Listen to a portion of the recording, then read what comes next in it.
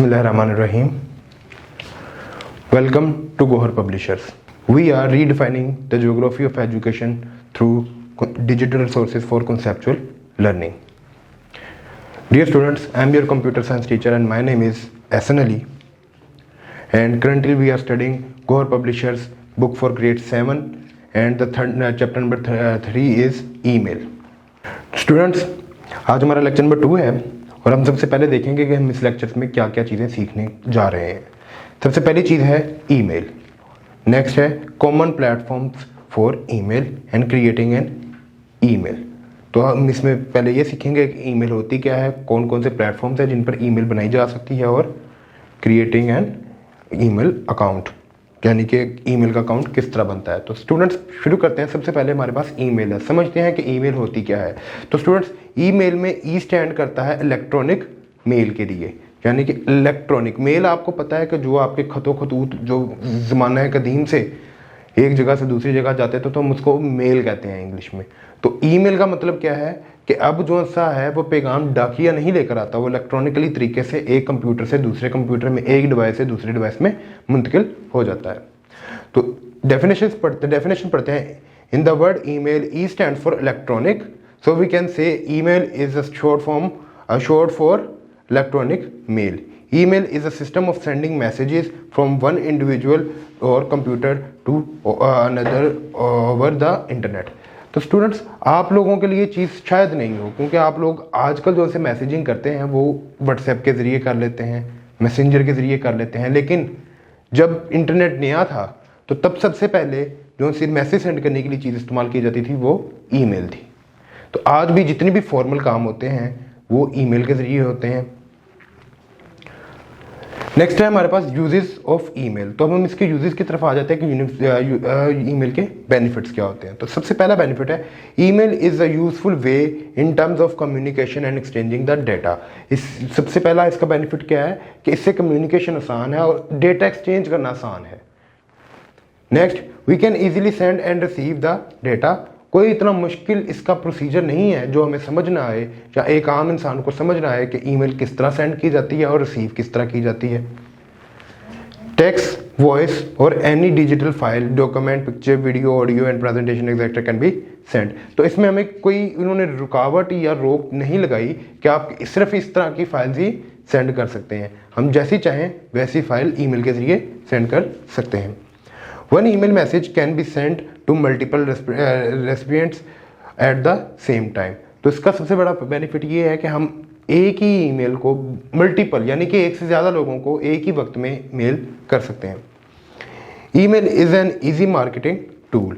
तो मार्केटिंग के लिए भी सबसे ज़्यादा ईमेल इस्तेमाल होती है। जैसे अभी आपको मैं एक एग्जांपल दूं कि अगर किसी ऑनलाइन शॉपिंग की ऐप पर आप जाकर लॉगिन करते हैं तो जैसे वो अपना नया प्रोडक्ट लॉन्च करते हैं तो आपको ईमेल की शक्ल में आपको इतला कर देते हैं कि हमारी वेबसाइट पर ये चीज़ लॉन्च हो चुकी है। Next is common platforms for email. तो students there are many ESPs, some famous are following, जो हम यहाँ पर पढ़ेंगे। तो स्टूडेंट्स सबसे पहली है याहू मेल, यानी कि आप इस तरह समझ सकते हैं आसान अल्फाज में कि ये एक्सटेंशन है .com। उससे पहले आप कोई भी ESP यूज़ कर सकते हैं। उसमें आपके पास याहू है, live है, .gmail है जो सबसे ज़्यादा कॉमनली यूज़ की जाती है, और .iCloud है। इसके अलावा हॉटमेल भी है। तो बहुत तरह के ESPs हमारे पास मौजूद हैं। Next is creating an account. तो स्टूडेंट्स हमने ये समझ लिया कि ईमेल होती क्या है। ईमेल से डाटा सेंड होता है, ईमेल से डाटा रिसीव होता है, उसके बेनिफिट्स भी समझ लिए, उसकी ESPs भी समझ ली। अब हम शुरू करते हैं कि ईमेल का अकाउंट बनाया कैसे जाता है। तो स्टूडेंट्स उसके लिए आपको अपने गूगल पर जाना पड़ेगा, गूगल इंजन पर, और वहाँ पर जाके आपको सर्च में लिखना है Gmail। तो आपके पास जो पहला रिजल्ट आएगा आप उसको क्लिक करेंगे तो आपके पास कुछ इस तरह का इंटरफेस शो होगा। जब आप कहेंगे कि क्रिएट एन अकाउंट के ऊपर क्लिक करेंगे तो आपके पास कुछ इस तरह का इंटरफेस शो होगा। उसमें आपने क्या करना है, choose an email service provider, ये Gmail, आउटलुक, याहू, आपको इतने ज़्यादा .live भी हो सकता है। Go to the provider website, उसकी वेबसाइट पर जाएंगे, click create an account and fill in form appears. तो जब आप क्रिएट एन अकाउंट पर क्लिक करेंगे गूगल पर तो आपके पास कुछ इस तरह का इंटरफेस आएगा। उसमें है फर्स्ट नेम, सबसे पहले आपने क्या करना है, फर्स्ट नेम को एंटर करना है, यानी कि आपका अपना name, last name. Next is user name. User name क्या है, वो स्पेसिफिक आईडी जो आप जीमेल पर रखना चाहते हैं, जैसे gorepublishers.com, gorepublishers@gmail.com। तो इस तरह की आप कोई भी यूज़र नेम को सिलेक्ट कर सकते हैं। उसके बाद स्टूडेंट्स आप अपना पासवर्ड सेट करेंगे। पासवर्ड आपका स्ट्रॉन्ग होना चाहिए, ऐसे कोई लफ्ज़ नहीं होने चाहिए जो कि बहुत कॉमन हो, ना इस तरह होना चाहिए कि जैसे सीधी सी गिनती लिख दी जाए, इस तरह का भी नहीं होना चाहिए।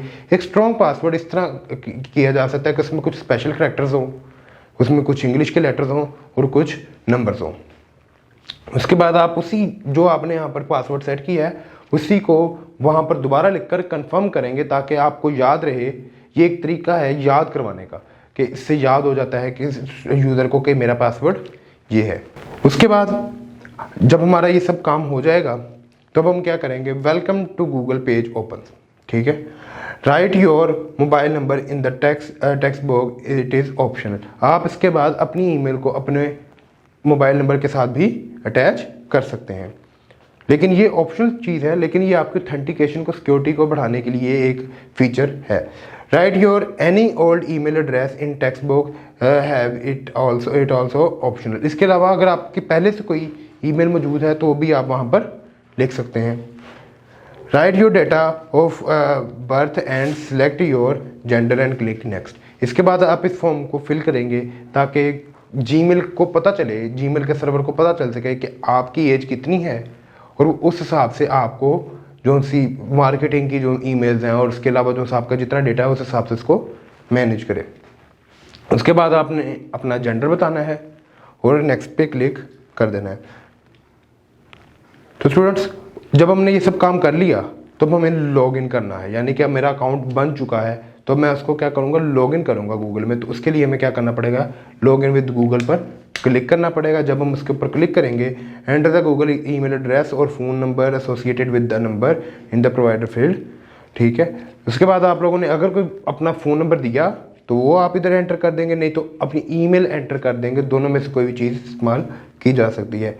उसके बाद अपने आप पासवर्ड एंटर करेंगे और यहाँ पर एक रिमेंबर मी का ऑप्शन है। ये इसलिए ऑप्शन है कि आपको एक ही चीज़ में बार बार दोबारा से लॉगिन ना करना पड़े एक ही डिवाइस में, तो वो इसलिए आपको रिमेंबर मी का, यानी कि मुझे याद रखो का एक फ़ीचर इंट्रोड्यूस करता है। उसके बाद आप लॉगिन पे क्लिक करेंगे तो आपकी जो सी जीमेल की आईडी है वहाँ पर आप उससे लॉगिन हो जाएंगे। तो स्टूडेंट्स अब कंक्लूजन की तरफ चलते हैं और देखते हैं कि आज हमने क्या क्या पढ़ा। तो सबसे पहली चीज़ हमने पढ़ी व्हाट इज़ ईमेल, कि ईमेल होती क्या है। व्हाट इज़ मीन बाय ईएसपीज, ईएसपीज क्या होते हैं, उनका मतलब क्या होता है और वो किस तरह इस्तेमाल किए जाते हैं। How to create email account, उसके बाद हमने देखा कि ईमेल का अकाउंट किस तरह तैयार किया जाता है। तो students I hope you have enjoyed this lecture. We will see you in the next video. Thank you so much, take care.